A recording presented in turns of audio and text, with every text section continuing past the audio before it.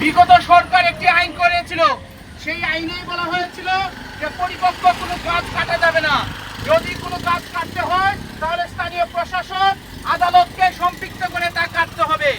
আমরা প্রশ্ন রাখতে চাই, বিগত সরকারের সেই আইন বহাল রয়েছে এখনো এই অবধি এই সরকারে, সেই আইনকে ছুঁড়ে ফেলে দেওয়া হয় নাই।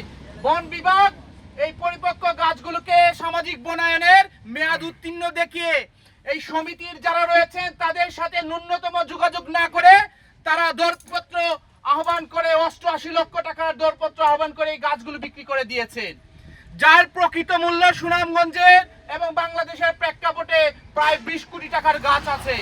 তাহলে আমরা প্রশ্ন রাখতে চাই, আমাদের সুবিধাভোগী জনগোষ্ঠী যারা আছে তারা কয় টাকা পাবে?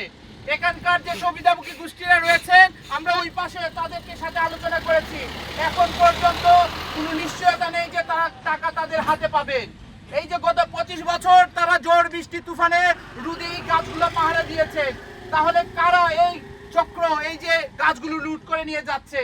আমরা স্পষ্ট করে দেখতে পেয়েছি বন বিভাগের মাধ্যমে তৈরিকৃত একটি সিন্ডিকেট, যেখানে আমাদের কেউ কেউ রাজনীতিবিদরা রয়েছেন, স্থানীয় প্রভাবশালী ব্যক্তিরা রয়েছেন, আমাদের এই যে যারা আপনারা সমিতিতে রয়েছেন আপনাদের মধ্যে কেউ কেউ সুবিধাভোগী রয়েছে যারা এই চক্রের সাথে সম্পৃক্ত।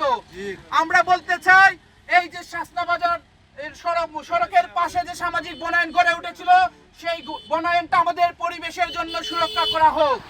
সুনামগঞ্জ স্থানীয় সরকারের যে প্রকৌশল অধিদপ্তর রয়েছে, এলজিডি রয়েছে, তারা বলেছে এখানে সরকারের সড়ক উন্নয়নের কোনো কর্মসূচি এখন ঘোষণা হয়নি। সরকারে আমার পাশে দিব নাইলে আমার এই উপযুক্ত বিচার আমি চাই। কেন আমার 2500 টাকায় একটা গাছ বিক্রি হয়, 30-40 হাজার টাকা একটা গাছের মূল্য আছে, এই গাছটা 2500 টাকায় কিরকম ভাবে বিক্রি হয়?